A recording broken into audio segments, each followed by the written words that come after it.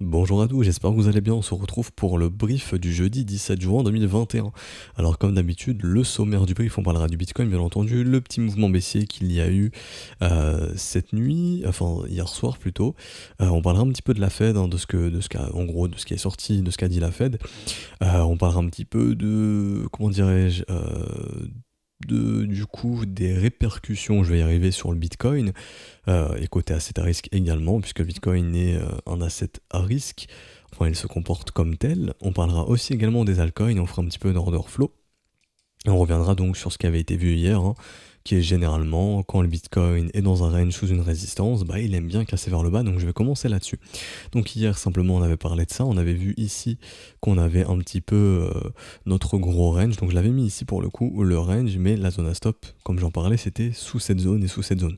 Donc on avait vu ensemble que quand le Bitcoin consolide sous une résistance, très généralement, enfin je sais pas si j'en ai parlé sur YouTube, normalement j'en ai parlé sur YouTube, je sais qu'avec les élèves je leur en ai parlé, je vais y arriver. Sur YouTube je sais plus, mais normalement j'en ai parlé sur YouTube. Généralement, quand le marché consolide sous un range, ce qu'il aime bien faire, sous une résistance, il va créer un range, et sous ce range, généralement, si on veut breaker vers le haut, le Bitcoin il va toujours, généralement, aller chercher les zones de stop qui sont flagrantes ici, et qui se trouvent sous ces creux. Donc ça, on en avait parlé, c'est exactement ce qu'a fait le marché ici. On vient, pardon, faire le... Bah oui, j'en ai parlé parce que c'était le titre du brief hier, le petit piège baissier avant potentiellement le breakout. Je viens de m'en rappeler, bref. Donc ici, le petit mouvement baissier, moi je considère ça comme un piège pour le moment, puisqu'on vient justement chasser juste les liquidités. On voit au niveau de l'intérêt que dès qu'on est venu ici, dès qu'on est bien venu sous la dernière zone de stop, donc la dernière mèche ici, il se passe quoi? L'intérêt diminue fortement, les positions se clôturent. Ça veut dire quoi, un intérêt qui diminue comme ça très rapidement? Qu'il y a beaucoup de positions qui se clôturent, ok. Oups. Donc oui, il y a beaucoup de positions qui se clôturent, donc beaucoup de stops qui ont été déclenchés. Donc on a sorti beaucoup d'acheteurs de ce range. Très bien, si on veut faire un breakout vers le nord, il faut sortir les acheteurs avant de le faire. Donc on l'a fait ici. Également on liquide des acheteurs, très bien. Et on peut voir également, d'ailleurs je vous avais dit, moi ce que je voudrais voir pour qu'on puisse faire un breakout par la suite, c'est avoir un funding qui part dans le négatif, un cours qui baisse, un intérêt qui augmente. C'est exactement ce qu'on a fait ici. Ici, le cours baisse, le funding baisse, l'intérêt augmente. Donc il se passe quoi? On a beaucoup de shorters qui sont entrés ici. Donc si les gens shortent ici, c'est parce quoi? Les liquidités s'accumulent au nord. On peut le voir également ici où il y a beaucoup de vendeurs ici qui sont venus entrer. Juste ici, donc là je suis en tier 4. Si je passe en tier 3, ça se verra peut-être mieux. Sur des positions un petit peu plus petites, je pense que ça va mieux se voir. Bon, ça va être un petit peu le bordel sur la charte, hein. Voilà, du coup je vais zoomer. Hop, ça veut bien charger, ce serait sympa. Nickel, donc là voilà, tous les points rouges, ça c'est des sell market, ok. Donc on vient chercher un peu de liquidation ici acheteuse, et il se passe quoi? Beaucoup de sell market, donc les liquidités s'accumulent au nord, tout simplement.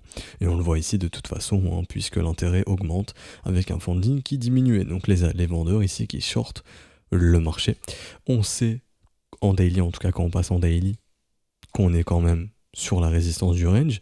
On avait identifié ensemble, donc ça je peux supprimer, on avait identifié ensemble, hop, je vais le mettre ici du coup, hop, on avait identifié ensemble qu'on était sur un niveau à squeeze, c'est comme ça que je l'ai appelé, hein. Généralement quand le bitcoin est au niveau des 100 000 bitcoins d'intérêt, 110 000, on est dans une zone à squeeze, c'est-à-dire on prend une direction qui est assez forte. Si on était proche du support et qu'on avait eu beaucoup d'acheteurs, ben on aurait attendu du marché une cassure vers le bas. Pour le coup, moi quand je vois ça, c'est-à-dire dès que ça baisse funding négatif ici, et directement l'intérêt qui augmente, c'est que les gens shortent. Donc la liquidité, elle s'accumule au nord. Donc très très probablement qu'on aura un breakout vers le nord, ok. Au nord, et donc une cassure des 42 400. Même au sein de ce range, on en avait parlé, un funding qui diminue, l'intérêt qui augmente, le cours qui baisse, donc les gens qui shortent, les liquidités qui s'accumulent plus haut. Donc au sein de ce range, pour moi, on a plus de vendeurs d'acheteurs. On le voit également au niveau du ratio, hein, qui a fortement diminué au sein du range, donc ça aussi ça annonce plus de shorters que d'acheteurs. Donc tout simplement, pour ma part, les liquidités se sont accumulées au-dessus du range, donc probablement un breakout qui nous attend. Maintenant, de savoir quand sera fait ce breakout, on peut pas trop savoir. C'est le marché qui décidera. D'un point de vue volatilité, je vais venir chercher la volat ici. Hop, B vol 24 heures ici. Alors, je passe en daily, je passe en area juste ici. On a le Bitcoin qui est tout proche, ça on s'en fout, qui est tout proche de reprendre une volatilité. Si on vient casser ici, une volatilité, qu'elle soit haussière ou baissière, en tout cas retrouver de la volate. On est sous la résistance, on est proche de retrouver de la volatilité. En cas de breakout, on aura de la volatilité haussière sur le Bitcoin.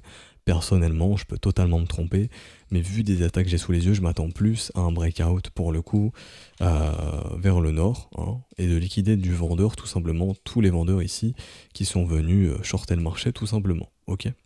Voilà, j'ai pas plus à dire ici d'un point de vue order flow, juste d'un point de vue technique également, on en avait parlé, hein, mais depuis ce W ici, bon, on est simplement venu faire le wake of check, donc c'est le fait de revenir tester le point de la cassure ici, et généralement, donc ce wake of check, tiens, il se passe ça. Ok, donc une poursuite haussière, tout simplement. Donc pour l'instant, d'un point de vue order flow, on semblerait avoir liquidé les acheteurs ici, tranquillement. Enfin aussi avoir sorti quelques acheteurs d'un point de vue stop, donc c'est bon signe pour la poursuite du rallye. Ok, il peut très bien y avoir encore de l'acheteur plus bas à liquider, donc dans ce cas-là on ira les sortir, hein. Mais au sein du range, pour ma part, je trouve qu'il y a plus de vendeurs à liquider, donc probablement breakout au nord. Après, comme je disais, plus le range dure longtemps, plus la structure sera puissante ici, plus on aura passé de temps au sein de ce range. Comme je disais aux élèves, hein, ce serait encore mieux si on pouvait faire ça. C'est-à-dire W Euclid, W, donc là il n'y a rien de plus puissant. Et derrière il y a la cassure, donc à ce moment-là, probablement un nouveau sommet pour la fin d'année. Bon, ça on en est encore très très loin de tout ça. Mais plus le range sera long, plus la résolution sera puissante. Mais nous, de ce qu'on sait, c'est que d'un point de vue intérêt, on est déjà sur vraiment des intérêts très très élevés. Après, on peut continuer d'augmenter l'intérêt, faire un record d'intérêt en Bitcoin, hein. Et à ce moment-là, bon, bah, le squeeze sera encore plus puissant, tout simplement. Donc j'ai fini ici pour le coup. D'un point de vue order flow, j'ai plus rien à dire. Donc oui, la Fed j'y vient maintenant. Donc le dollar index qui fait un énorme rebond. Donc pourquoi ce rebond sur le dollar index? Un petit peu le discours de la Fed, ça a été très simplement, on est conscient qu'on fait de la merde, grosso modo, à créer de la masse monétaire comme ça. C'est pas trop bon, ça crée de l'inflation. Et donc on en est conscient, on relativise un peu moins et on va plus agir, c'est-à-dire qu'on va réduire un petit peu l'impression monétaire. Donc ça c'est très très bien pour le dollar index qui le prend super bien. Et donc il s'offre deux belles bougies vertes aujourd'hui et une continuation de W juste ici. Alors, donc le dollar index qui rebondit bien, et vous allez me dire pourquoi le Bitcoin ne peut pas ici, ou pourquoi le Bitcoin ne s'effondre pas comme un gold par exemple qui se mange une bonne bougie rouge. Très simplement parce qu'on est dans un environnement, je vais le trouver ici, dans un environnement assez à risque. C'est-à-dire que les capitaux privilégient tout ce qui est risk-on que risk-off. Il faut savoir que le dollar index est un asset à risque. Quand le Bitcoin pump et que le dollar index dump, c'est parce que également les risk-off pump. Et donc dans ce cas-là, il y a tout qui pump sauf le dollar index. Mais quand les risk-off dump, donc ici on le voit, hein, les obligations pointent la tête vers le bas, le gold également, le yen également. Vous allez me dire, oui, mais regarde tonton, et on a également une petite pointe vers le bas sur le S&P. Oui, mais il n'y a pas de structure de retournement ici. Si le S&P et le pétrole ici tirent une petite tête vers le bas, c'est parce qu'il y a une grosse volatilité sur le dollar index. Donc simplement, bon, bah, les autres marchés réagissent également. C'est plutôt des algorithmes ici qui ont réagi. Mais simplement, quand le dollar index va un peu se calmer, très très probablement que les actions, les indices vont continuer de poursuivre, et donc le Bitcoin. Mais on entre bien ici sur une petite structure de sommet temporaire sur le gold. Le yen ici qui poursuit sa dynamique baissière, hein, qui n'arrive toujours pas à poser un bottom ici.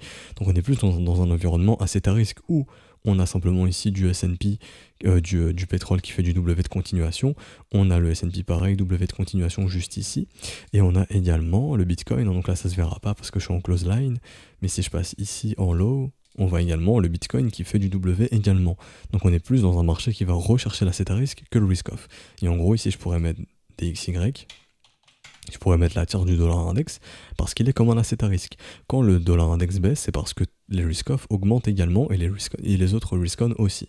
Mais quand il n'y a que les risk-on qui pump, généralement le dollar index il peut également accompagner ces autres assets à risque puisque le marché dans une optique d'acheter du risque, le dollar c'est acheter du risque, le Bitcoin c'est acheter du risque, le pétrole également, le S&P, les gros indices et les actions également. Ok, donc j'espère que ce sera un peu plus clair là-dessus. Donc c'est pour ça que vous pouvez tout de même voir un dollar index qui pump et un Bitcoin qui pump parce qu'on est dans un environnement, on achète du risque tout simplement. Alors ici, ça je peux le supprimer, donc c'était pour vous expliquer tout ça. Et donc ici, bon bah le gold qui se mange une petite claque, le dollar index qui rebondit, et donc on va aller voir ce que j'ai montré aux élèves juste avant, un peu la relation d'inflation et de déflation. Ici. Donc on était dans un environnement, malgré tout ce que les médias et gouvernements, enfin tout ce que les médias peuvent dire, hein, oui l'inflation, etc., peuvent savoir que l'inflation déjà là, elle n'est pas aussi élevée qu'on peut le penser, c'était bien pire au passé par exemple, beaucoup plus, et également on était encore dans un environnement déflationniste. Maintenant, dans cet environnement déflationniste, on était en train de augmenter. Donc on se dirigeait peu à peu vers une inflation et fallait agir, fallait clairement agir. Et c'est ce qu'ils ont fait ici, le petit M qui est en train de se former. Ici, techniquement, c'est pas un M strict, ok, ça je m'adresse plus aux élèves, vous voyez, c'est le nouveau sommet. Mais bon, ici on est, on va pas être strict à 3 milliards de pourcents, c'est juste histoire de voir un petit peu la gueule du truc. Je pense que même si je passe ici avec les mèches, s'il y a des mèches, il y a peut-être un sommet ici, ou pas. Ouais, bon, ça se voit bien en tout cas. On voit qu'on ralentit, c'est une première chose. Pour moi, ici, on peut considérer ça comme du M, parce que ici, c'est un spread. C'est pas quelque chose qui se trade réellement, donc ça va pas être précis à 100%, ok. Mais on voit bien ici, en tout cas, le W, donc quand le Covid a mis une petite claque au marché. Donc bon, voilà, impression monétaire derrière, et donc il se passe quoi? On était dans un environnement déflationniste, mais on réaugmente pour se rediriger dans un environnement d'inflation. Et heureusement on n'est pas parti de l'autre côté, du côté de l'inflation. Donc il fallait agir. La Fed agit ici, tout simplement. Donc on peut se dire qu'on peut reconnaître un petit peu de déflation par la suite. En tout cas, de ralentir cette direction vers l'inflation. Et c'est ce qu'il fallait faire. Donc ça, le dollar index le prend super bien. Et donc le dollar index, tant qu'on reste dans cet environnement on va essayer de limiter l'inflation, le dollar index le prendra bien. Ok ? Et donc on verra si le dollar index peut faire un énorme W weekly ou pas. Le scénario dollar index et Bitcoin pump en même temps, ça pourrait arriver exclusivement si sur le gold on a un gros sommet de marché. Et donc le signal qui sera envoyé, ce sera, si on casse ici sur le gold, le signal envoyé ce sera ok, on vend du risk off, donc on vend de l'asset moins à risque pour vraiment acheter du risque. Donc à ce moment-là on aura dollar index, Bitcoin, pétrole, S&P, enfin indice, actions qui pump, et tout ce qui est risk off, donc obligations, yen, et du coup le gold, l'argent également, qui se feront probablement défoncer ici, et donc on pourrait avoir le dollar index et le bitcoin qui pump, parce que les risk-off se font défoncer, et donc le marché privilégie l'achat de risque. Ça peut totalement arriver.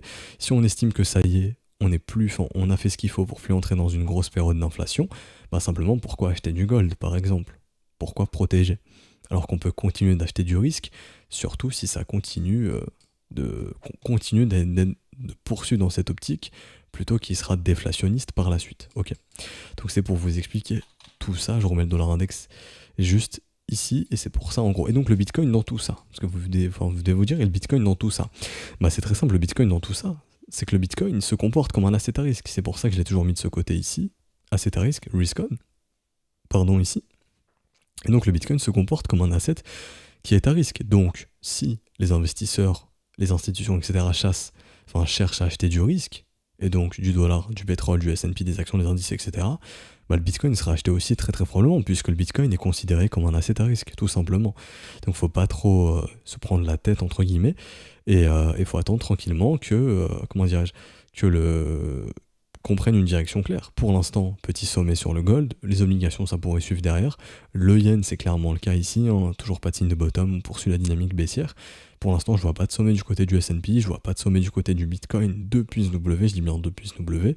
On verra si la semaine prochaine ça change. Je pense pas personnellement, honnêtement, je pense qu'on s'attend à un breakout du range. Donc à ce moment-là, probablement une poursuite pour les assets à risque, parce que ce que la Fed a sorti, c'est très bon pour le dollar index. Et si comme j'ai dit, le marché veut acheter du risque, ça sera bon également pour les actions, les indices, et le Bitcoin également, et pour le marché de la crypto en général, puisque le marché crypto est également un secteur jugé comme risk on. Ok. Donc voilà, je voulais vous parler de tout ça, c'était un peu long mais il fallait faire un petit peu le point. J'ai fini pour le Bitcoin, j'ai plus grand chose à dire, on va se diriger du coup sur Ether qui pour l'instant est toujours dans son range juste ici.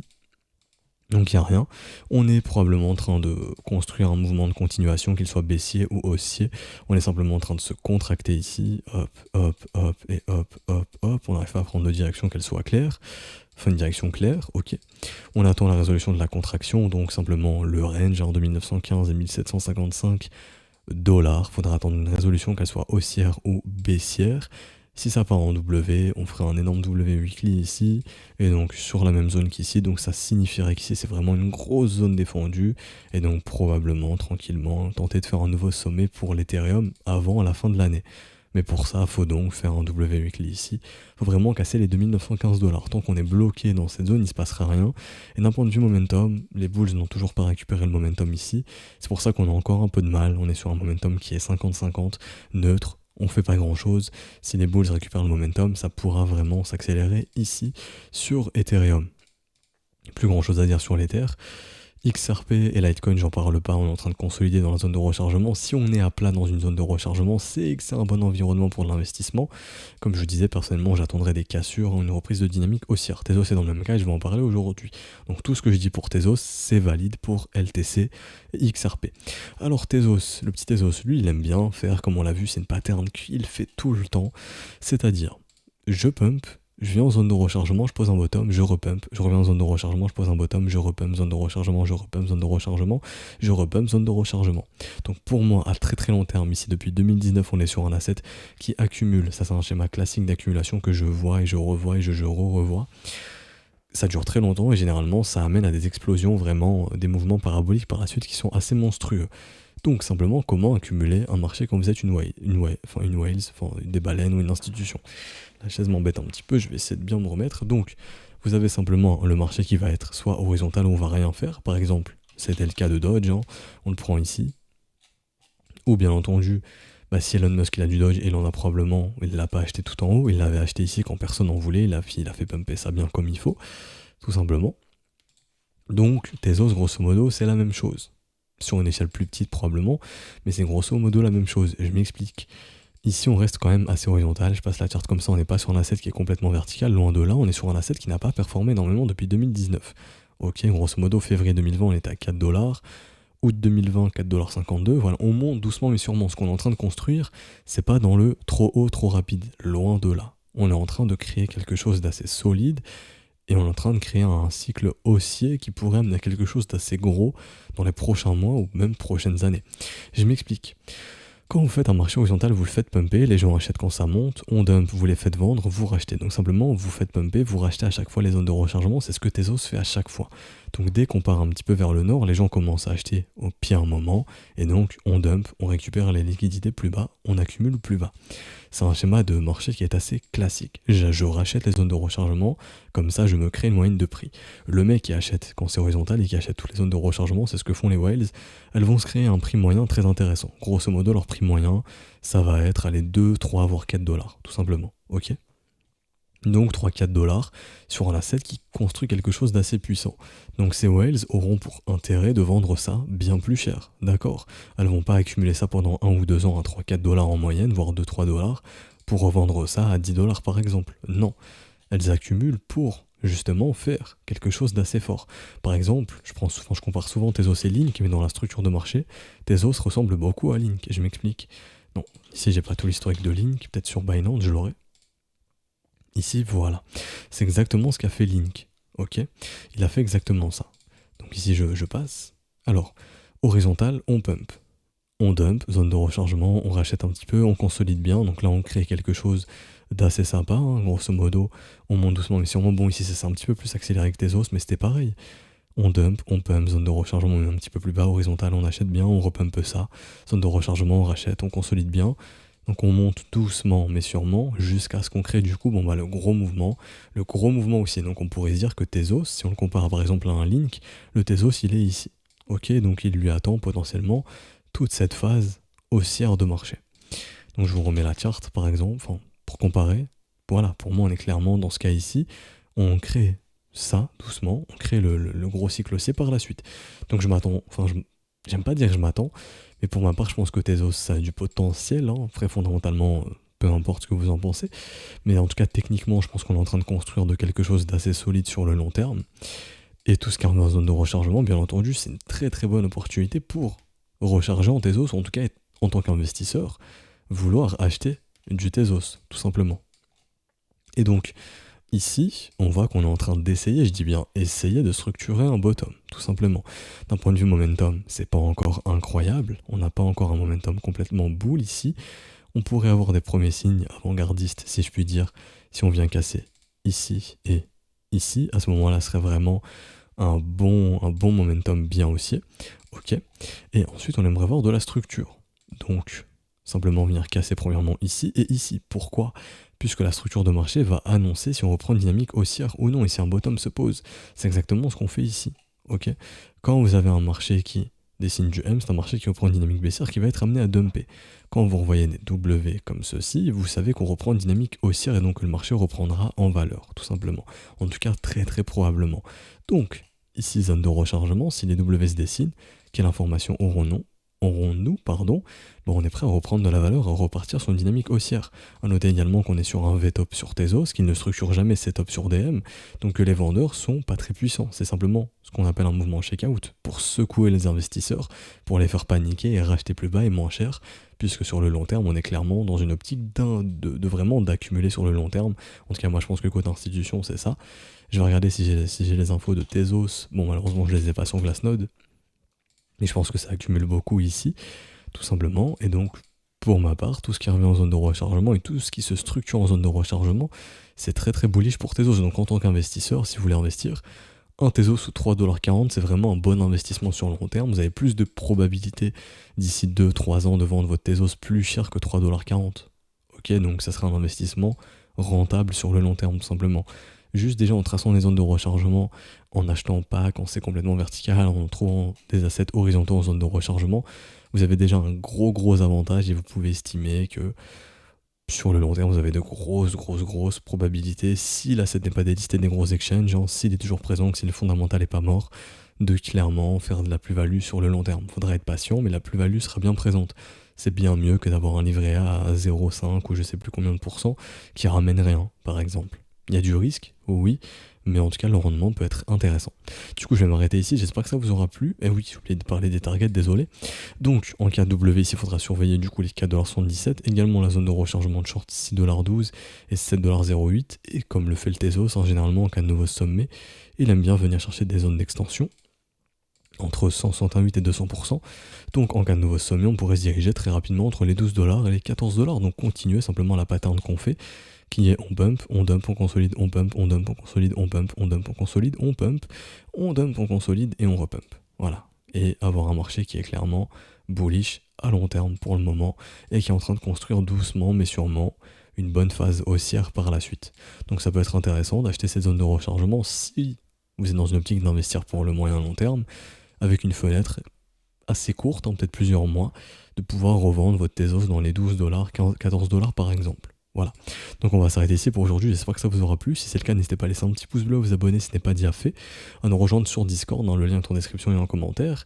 Vous avez également toutes les modalités de paiement pour rejoindre l'école si vous êtes intéressé dans le public, dans le Discord. Si vous avez des questions, vous envoyez un petit message, un des profs ici qui sera connecté, on vous répondra.